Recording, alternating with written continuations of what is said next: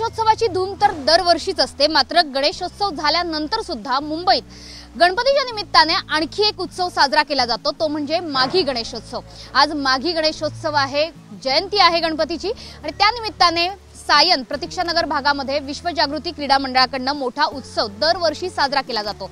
या मंडळाचे काही पदाधिकारी आपल्या सोबत आहेत। मला सांगा की हे कितवं वर्ष आहे माघी गणेशोत्सवाचं, कोणकोणते उपक्रम करतं मंडळ? गेले 40 ते 45 वर्ष झाले ह्या मंडळाचा उत्सव हा चालू आहे। ह्या मंडळा माघी गणेश जयंती हा दरवर्षीप्रमाणे मोठ्या उत्सवात साजरा केला जातो। तसेच लहान विविध प्रकारचे मुलांचे कार्यक्रम आयोजित केले जातात। ह्या मंडळामध्ये रक्तदान शिबिर आयोजित केलं जातं।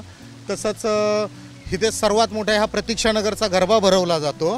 तसेच महिलांसाठी विविध कार्यक्रम, मुलांसाठी विविध कार्यक्रम हे आयोजित केले जातात आणि दरवर्षी कार्यक्रम मोठ्या प्रमाणात साजरा केला जातो। प्रतीक्षानगरमध्ये ह्या मंडळाचं खूप मोठं वैशिष्ट्य आहे आणि माघी गणेश जयंतीचं ह्या दरवर्षी ते उत्सव मोठ्या प्रमाणात साजरा केला जातो। या संपूर्ण विभागामध्ये कोकणवासीय जास्त प्रमाणात राहतात, त्यामुळे कोकणातली मंडळी गणेशोत्सवामध्ये कायमच कोकणात जातात आणि दुसरा गणेशोत्सव मुंबईत साजरा करतात का? बरोबर आहे, हो खरं आहे। आणि इथं तसं कोकणातले समाज जास्त आहे, पण बाकी इतरही भागातले लोक भरपूर इथं आहेत आणि हे सगळे लोक इथं खूप मोठ्या प्रमाणात सहभागी होतात।